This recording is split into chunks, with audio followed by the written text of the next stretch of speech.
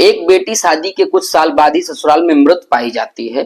परिवार वाले कहते हैं ये दहेज हत्या है, वहीं दूसरी तरफ ससुराल वाले कहते हैं कि ये एक दुर्घटना है, एक एक्सीडेंट है।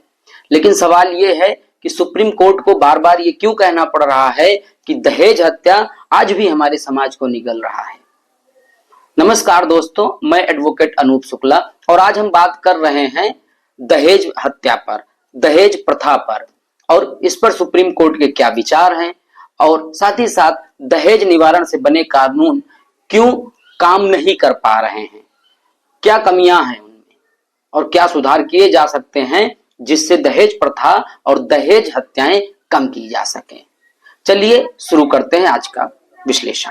हाल ही के दिनों में भोपाल की दिशा शर्मा और ग्रेटर नोएडा की दीपिका नागर की मौत ने एक बार देश को फिर से झकझोर दिया और दिशा शर्मा के केस में ऑनरेबल सुप्रीम कोर्ट ने सो मोटो कॉग्निजेंस लेते हुए जांच एजेंसियों पर तीखी टिप्पणी की। सुप्रीम कोर्ट ने कहा है कि जांच एजेंसियां सही तरीके से काम नहीं कर रही हैं और उनकी जो जांच रिपोर्टें हैं उनमें त्रुटि पाई गई। सुप्रीम कोर्ट ने इस मामले में सीबीआई को जांच सौंप दी। लेकिन सवाल एक और कि इतने कानून बनने के बाद, इतना सुप्रीम कोर्ट के जजमेंट आने के बाद भी क्यों हमारे समाज में, हमारे परिवारों में दहेज हत्याएं नहीं रुक रही हैं। भारत में दहेज लेना और दहेज देना दोनों अपराध है। यदि किसी महिला की संदिग्ध परिस्थितियों में शादी के 7 साल के भीतर मृत्यु हो जाती है तो दहेज हत्या का आरोप परिवार वालों पर लग सकता है। साथ ही साथ याद रहे, सुप्रीम कोर्ट ने यह भी बार बार कहा है कि किसी भी निर्दोष को सजा नहीं मिलनी चाहिए, किसी भी निर्दोष को दोषी नहीं बनाना चाहिए। इसीलिए सुप्रीम कोर्ट ने बार बार अपने निर्णयों में जांच एजेंसियों पर भारी बोझ बताया है, जांच एजेंसियों की जिम्मेदारियों को उजागर किया है और कहा है कि दहेज हत्या मामले में किसी भी निर्दोष पर मुकदमा नहीं दर्ज होना चाहिए। साथ ही साथ यदि कोई दहेज हत्या का आरोपी है तो उसको छोड़ना भी नहीं। यानी बहुत थिन लाइन है निर्दोष और दोषी के मध्य। चूंकि मामला परिवार का होता है और परिवार के मामले में ये जानना बड़ा मुश्किल होता है कि वास्तव में ये दहेज हत्या है या कोई दुर्घटना है। साथ ही साथ इस मामले में भारतीय साक्ष्य अधिनियम की धारा 113 भी महत्वपूर्ण है।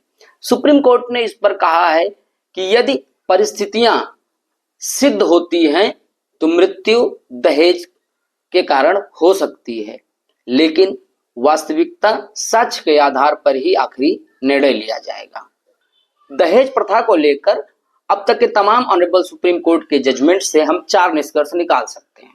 पहला, दहेज प्रथा सिर्फ अपराध नहीं है बल्कि एक सामाजिक कुप्रथा है जिसको समाज के लोग स्वयं दूर कर सकते हैं। दहेज लेने से मना करना होगा और दहेज देने से मना करना होगा। इसे दुनिया का कोई कानून खत्म नहीं कर सकता। दूसरा, पुलिस जांच निष्पक्ष और वैज्ञानिक तरीके से, साथ ही साथ समयबद्ध तरीके से होनी चाहिए। यदि जांच एजेंसियां सही से जांच नहीं करेंगी तब दोषी को निर्दोष बनाया जाएगा और निर्दोष को दोषी बनाया जाएगा। इसके लिए आवश्यक है कि त्रुटि रहित जांच हो। तीसरी बात यह है, किसी भी निर्दोष को दोषी नहीं बनाना चाहिए। जांच एजेंसियों को यह ध्यान देना होगा कि किसी भी निर्दोष को दोषी ना बनाया जाए। अभियोजन को यह सिद्ध करना होगा कि मृत्यु से ठीक पहले दहेज को लेकर महिला को प्रताड़ित किया गया था। साथ ही साथ अदालतों को भी इस बात पर विशेष ध्यान देना होगा कि किसी भी निर्दोष को दोषी ना बनाया जाए, लेकिन दोषी को भी छोड़ा ना जाए। दोषी पर कड़ी कार्रवाई हो और समयबद्ध तरीके से कार्रवाई हो जिससे समाज में उदाहरण सेट हो। Exemplary action must be taken against the culprit. हाल ही के दहेज मामलों में ऑनरेबल सुप्रीम कोर्ट ने कहा है कि जांच एजेंसियों पर भारी जवाबदेही है। छोटी सी त्रुटि से मामला पूरा प्रभावित होता है। दोषी को निर्दोष किया जा सकता है और निर्दोष को दोषी बनाया जा सकता है। ऑनरेबल सुप्रीम कोर्ट ने तमाम निर्णयों से हम कह सकते हैं कि दहेज एक सामाजिक बुराई ही नहीं अपितु ये कुप्रथा है, ये सिर्फ अपराध नहीं है। और समाज में जब तक दहेज का लेन देन समाज के लोग स्वयं नहीं बंद करेंगे तब तक कोई कानून बनाकर इसे नहीं बंद कर सकता।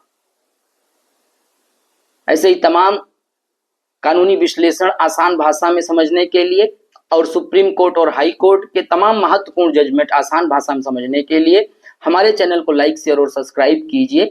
जय हिंद, जय भारत, सत्यमेव जयते।